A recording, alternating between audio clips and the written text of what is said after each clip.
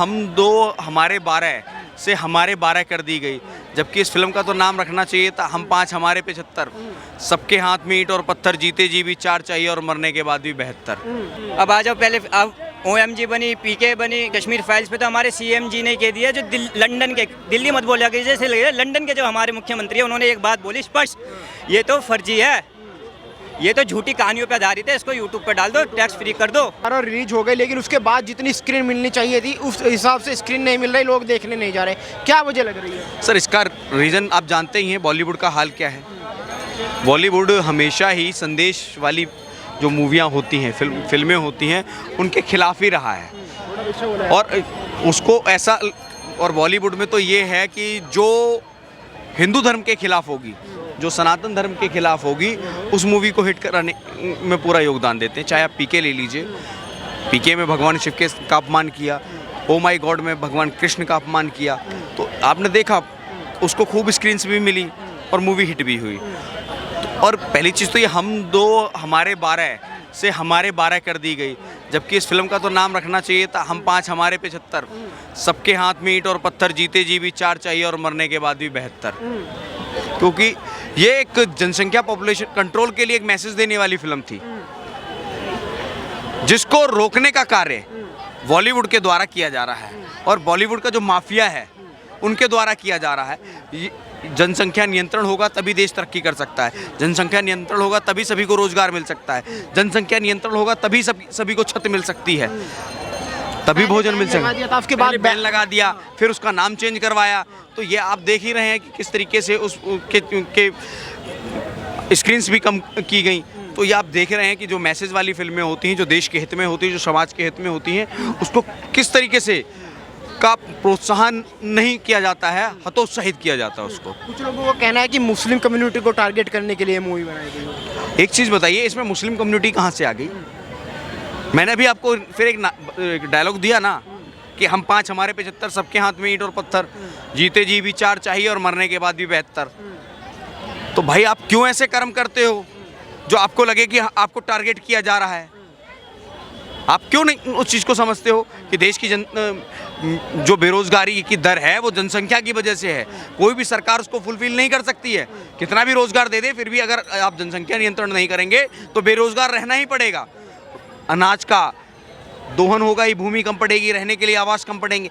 तो भाई जनसंख्या नियंत्रण की आवश्यकता है। आपको इस फिल्म को देखना चाहिए और इससे एक शिक्षा लेनी चाहिए कि छोटा परिवार सुखी परिवार। आपने देखा मूवी? अभी नहीं देखी, बट देखने का प्लान है, और बहुत जल्द ट्रेलर देखा था। ट्रेलर हिट, मूवी भी हिट करा के ही रहेंगे। क्या ट्रेलर में ऐसा कुछ लगा आपको कि भाई वो नहीं होना चाहिए? नहीं, ऐसा कुछ नहीं लगा, परंतु ये जो लुधियानवी, बरेलवी और देवबंदी और हैदराबादी जैसे लोग हैं, ये लोग सिर्फ और सिर्फ समाज को गुमराह करने का कार्य करते हैं। इनकी वजह से कुछ अशिक्षित जो मुस्लिम कम्युनिटी के लोग हैं वो इसके खिलाफ जा रहे हैं, मेरा मानना ये है। परंतु देश की जनता को अच्छे से समझना चाहिए कि जनसंख्या नियंत्रण देश के कितने हित में है और उनके स्वयं के कितने हित में है। क्या होगा अगर जनसंख्या नियंत्रण कानून आ गया? आपको लगता है अगर आ भी गया तो कानून लागू हो पाएगा? क्योंकि इस बार तो कह रहे हैं कि सरकार भी अल्पमत में है, लागू करने की जो अक्षमता है नरेंद्र मोदी नहीं ले पाएंगे। सर ये गलतफहमी में जी रहे हैं जो विपक्ष के लोग हैं। सरकार अल्पमत में नहीं है, पहले भी 10 साल NDA की ही सरकार चली थी और अभी भी NDA की ही सरकार चल रही है, और प्रधानमंत्री नरेंद्र मोदी जी ही हैं। कमज़ोर प्रधानमंत्री डॉक्टर मनमोहन सिंह जी नहीं हैं, डॉक्टर मनमोहन सिंह जी जैसे नहीं हैं। डॉक्टर मनमोहन सिंह जी के जैसे में रेल मंत्री आपके लालू प्रसाद यादव जी नहीं हैं, जो नौकरी के बदले ज़मीन ले लेते थे।